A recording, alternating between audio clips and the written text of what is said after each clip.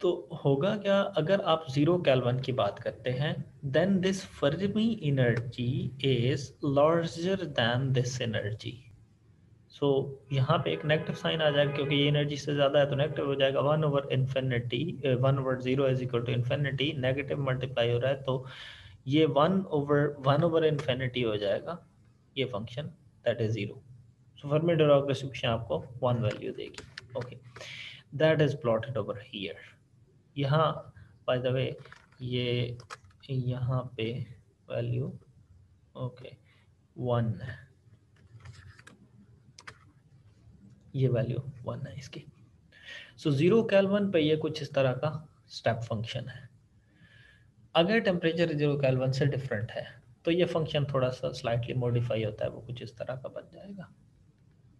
अब Fermi Dirac distribution भी आपके पास आ गई है, और ये डेंसिटी ऑफ स्टेट्स ऑलरेडी आप कैलकुलेट कर चुके थे। आप इनको ज़रा मल्टीप्लाई करें, आपने कैलकुलेट करना ये एन ई, ये वाला एन ई, जिसमें ये और ये आपस में मल्टीप्लाई होंगे। सो जहाँ पे ये फंक्शन एंड हो रहा होगा उससे पहले कि सारी वैल्यूज इंक्लूड हो जाएंगी इसमें, जी भी इसके साथ कंबाइन करना है आपने। सो इन दो को अगर मल्टीप्लाई करें, यहाँ पे लेट से डॉटेड लाइन के साथ ज़रा इसको आप इस फंक्शन को, ये इस वाले फंक्शन को ज़रा डॉटेड लाइन के साथ आप प्लॉट करके देख लीजिए, तो ये कुछ इस तरह का बनेगा। सॉरी, मेरी ड्राइंग कुछ इतनी अच्छी नहीं है। ओके, अब यहाँ पे आप देखिए तो इसमें ये वाली वैल्यूज़ तो डेंसिटी ऑफ थ्रेड्स ही यहाँ एग्जिस्ट नहीं करती, तो ये तो वैसे निकल जाएंगी। सो ये जो लोअर आपके पास ये वाला पोर्शन है, यहाँ का ये जो पोर्शन है, ये सारे का सारा इसमें इंक्लूड हो जाएगा।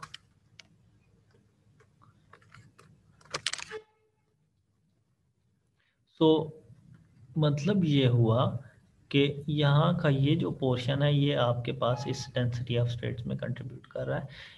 If it's a 0 kelvin, if it's a 0 kelvin, तो यहाँ देखिए ये 0 केल्विन का था, तो मतलब 0 केल्विन वाला पोर्शन ये सारे का सारा इसमें, यहाँ तक ये चीज़ 0 केल्विन पे इंक्लूडेड होगी। ये चीज़ 0 केल्विन पे होगी, जो कि यहाँ शो की गई है ये 0 केल्विन पे। और अगर ये 0 केल्विन नहीं है, अगर ये 0 केल्विन नहीं है, आप टेम्परेचर को थोड़ा डिफरेंट कर देते हैं, देन वी नो दैट कि ये जो कर्व है ये वाली ओके ये वाली जो कर्व है ये स्लाइटली मॉडिफाई होती है। तो ये स्लाइटली जो मॉडिफाई हो रही है, तो मतलब ये हुआ कि अब वो स्ट्रेट ये वाली लाइन नहीं होगी, ये कुछ इस तरह का फंक्शन होगा जिसमें कुछ ऐसे डिस्ट्रीब्यूशन आ जाएगी जो कि ये शो की गई है। Okay, what we found over here, the density of states are given by this expression। जब आपके पास 0 केल्विन पे होगा तो ये चीज़ आ जाएगी उसमें, जब 0 केल्विन से ज़्यादा आप टेम्परेचर की बात करते हैं then you will see that कि ये डेंसिटी ऑफ स्टेट्स कुछ ये इस रेड लाइन से पहले की सारी चीज़ें हैं, राइट। ओके, अभी ये ग्राफिकली शो किया है हमने, मैथमेटिकली कैलकुलेट करना है कि ये किस तरह से डेंसिटी ऑफ स्टेट्स आ रही होगी। At 0 Kelvin,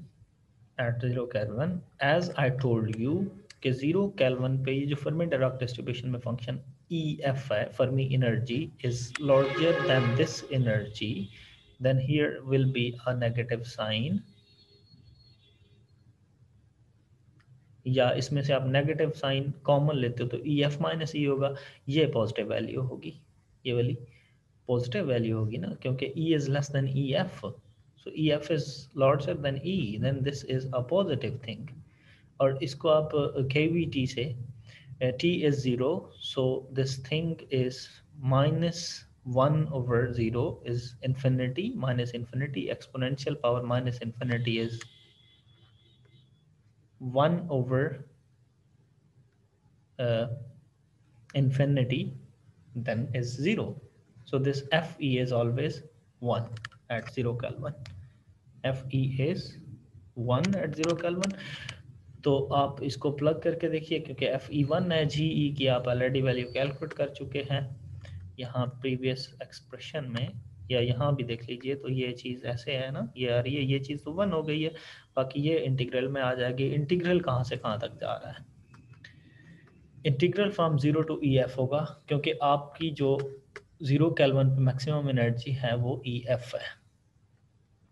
सो 0 से ई एफ तक आप इसको इंटीग्रेट करें, ये आपके पास फर्मी एनर्जी आ जाएगी। After this integration you will and up, okay, integration I think आपको आती होगी 3/2, जस्ट अ पावर रूल लगेगा इंटीग्रेशन वाला। अब क्या करना है कि यहाँ पे आप देख रहे होंगे कि ये वॉल्यूम आ रहा है ना, इस वॉल्यूम को मैं इधर डिवाइड करूँ तो N over V is N number of electrons per unit volume और density of states, density of states like I mean electron कितने एक यूनिट वॉल्यूम में आ रहे हैं। So N is given by this expression. Okay, अब यहाँ से आप फर्मी एनर्जी भी कैलकुलेट कर सकते हैं। ई एफ को आप इधर रहने दीजिए, बाकी फैक्टर इधर ले जाएं, देन यू विल सी कि E F is given by this thing, Fermi energy is this one.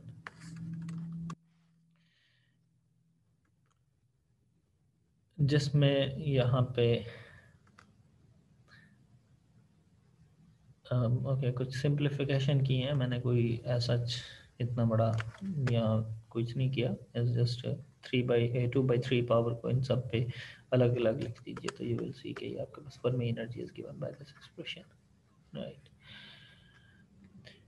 Eight absolute zero आपने फर्मी एनर्जी भी कैलकुलेट कर ली, डेंसिटी ऑफ जी भी आपके पास आ गया। नाउ लेट्स सी कि ये एनर्जी जो है, एवरेज एनर्जी कैसे कैलकुलेट की जाए at absolute zero. Absolute zero, average energy, you know that total energy divided by total number of electrons. So total energy is, क्योंकि हम एब्सोल्यूट जीरो की बात कर रहे हैं तो मैक्सिमम मैक्सिमम कहाँ तक जा सकते हैं, फर्मी एनर्जी तक जा सकते हैं। Fermi energy is the energy of maximally occupied electron when the temperature is 0 kelvin और at absolute zero, right. So total energy आप कैसे कैलकुलेट करेंगे? Energy multiplied by this number of electron integrated from 0 to E F, मतलब energy को आप उस total number of electron जो उस एनर्जी में आ रहे हैं उनके साथ मल्टीप्लाई करें तो आपके पास टोटल एनर्जी आ जाएगी। इट्स इन सिमिलर सिनेरियो कि आप लेट्स से कैलकुलेट करना चाहते हैं किसी एक रीजन में टोटल जो है ना, लेट्स से एक रूम में कितने बॉक्सेस पड़े हैं, या यस कितने बॉक्सेस पड़े हैं, और okay I would say in this way कि एक रूम है उसमें आपके पास कुछ बॉक्सेस हैं और हर बॉक्स में लेट्स से 5 सेल फोन्स हैं। अब आपने क्या करना है, total number of cell phone calculate करने हैं इस एक रूम में। हम क्या करेंगे, एक बॉक्स में देखेंगे कितने नंबर ऑफ सेल फोन हैं और फिर टोटल नंबर ऑफ बॉक्सेस देख देंगे तो उनको आप मल्टीप्लाई कर देंगे। ये सेम सिनेरियो है इसी तरह कि जो मैक्सिमम आपके पास नंबर ऑफ बॉक्सेस हैं, लेट्स से 5 थे, एक बॉक्स प्लस दूसरा बॉक्स प्लस तीसरा प्लस चौथा प्लस फिफ्थ वन, आप इन सबको ऐड करते गए और लास्ट तक चले गए तो टोटल नंबर ऑफ बॉक्सेस में जितने नंबर ऑफ सेल फोन्स थे वो आपने कैलकुलेट कर लिए। ये आपके पास total number of cell phone in room आ गए। अब एनर्जी का भी यही सिनेरियो है कि आपके पास कुछ नंबर ऑफ इलेक्ट्रॉन हैं और हर इलेक्ट्रॉन के साथ कोई एनर्जी एसोसिएटेड है। आपने क्या करना है, टोटल एनर्जी कैलकुलेट करनी है। द वे इज कि या तो मैं इंडिविजुअल इलेक्ट्रॉन की सारी एनर्जीज को एक एक करके सम करता जाऊं कि ये 5 जूल इसकी है, 5 जूल इसकी है, 3 जूल इसकी है, 2 जूल इसकी है, 1 जूल इसकी है, इस तरह से कर लिया जाए। या फिर मुझे पता हो कि मैक्सिमम एनर्जी ये हो सकती है, मैक्सिमली ऑक्युपाइड जो इलेक्ट्रॉन है उसकी एनर्जी ई एफ हो सकती है, बाकी जो इलेक्ट्रॉन है वो किसी डिस्ट्रीब्यूशन के साथ हैं, तो मैं उस टोटल एनर्जी को डिस्ट्रीब्यूशन के तरीके से या इंटीग्रेशन के तरीके से एनर्जी कैलकुलेट कर लूँ, उसको डिवाइड कर दूंगा टोटल नंबर ऑफ इलेक्ट्रॉन के साथ, तो मेरे पास एवरेज एनर्जी आ जाएगी। वी नो दिस जी ई अभी कैलकुलेट किया है, एफ ई जी ई डी ई के साथ कैलकुलेट किया जाता है। We know that K F E is 1 at absolute zero, so remaining thing is this G E D E, इसकी वैल्यू प्लग की फ्रॉम इक्वेशन 6, और ये आपने अभी पीछे देखा था GE. Let me go back just to show you what is this GE. This GE is given by this expression, right? इसको मैंने वहाँ जाके प्लग कर दिया है इस एक्सप्रेशन में. ओके, एवरेज एनर्जी एक्सप्रेशन में यहाँ पे FE1 था, अब इंटीग्रेट किया है तो मेरे पास ये एनर्जी एवरेज आ गई है. फ्रॉम 0 टू EF, E3/2 है, इसको इंटीग्रेट कर लीजिएगा तो ये 5/2 हो जाएगी, और डिवाइड भी 5/2 से हो जाएगा. देन आपने जस्ट सिंप्लीफिकेशन करनी है, इसको मल्टीप्लाई करें, यहाँ पे ये चीज़ आ जाएगी. इस n की वैल्यू मुझे पता है, मैंने ऑलरेडी कैलकुलेट कर रखी है ये 7a में. इस n की वैल्यू को वहाँ जाके मैं प्लग कर देता हूँ. ओके, यहाँ पे फिर कैंसलेशन करता हूँ तो मेरे पास average energy is given by 3/5 EF. On average the energy is this one. This was all about today's lecture. So far we have done energy density of states. सबसे पहले हमने कैलकुलेट की, उसके बाद हमने देखा फर्मी एनर्जी से number of electron कैसे कैलकुलेट करना है. फर्मी डायरेक्ट डिस्ट्रीब्यूशन अप्लाई करके हमने within the Fermi region at absolute zero, हमने टेम्परेचर एब्सोल्यूट जीरो पे नंबर ऑफ इलेक्ट्रॉन कैलकुलेट किए हैं और उसकी फिर एवरेज एनर्जी कैलकुलेट की है. Probably in the next lecture हम टेम्परेचर कोई डिफरेंट लेंगे और डिफरेंट टेम्परेचर पे फिर हम देखेंगे कि उस पर कैसे कैलकुलेट की जाएगी एनर्जी. यहाँ पे मैं आपको एक चीज़ और बता दूँ कि before considering this absolute zero, this expression is for general. यहाँ कोई भी टेम्परेचर स्पेसिफाई नहीं किया गया. सो एट एनी टेम्परेचर अगर आपको कैलकुलेट करनी है then this distribution is also applicable. इसके बाद स्पेसिफाई किया कि टेम्परेचर 0 केल्विन हो तो क्या होगा. यहाँ 0 केल्विन की डिस्ट्रीब्यूशन है, यहाँ 0 केल्विन से कुछ ग्रेटर टेम्परेचर है उसकी डिस्ट्रीब्यूशन है. वी नो दैट कि अगर 0 टेम्परेचर से डिफरेंट होगा तो ऑफकोर्स इलेक्ट्रॉन जो है वो फर्मी लेवल पे नहीं एग्जिस्ट करेंगे, फर्मी लेवल से लाइक स्लाइटली मॉडिफिकेशन होगी, जो कि जैसे यहाँ ये डिस्ट्रीब्यूशन शो कर रही है. Right, we will see in the next lecture.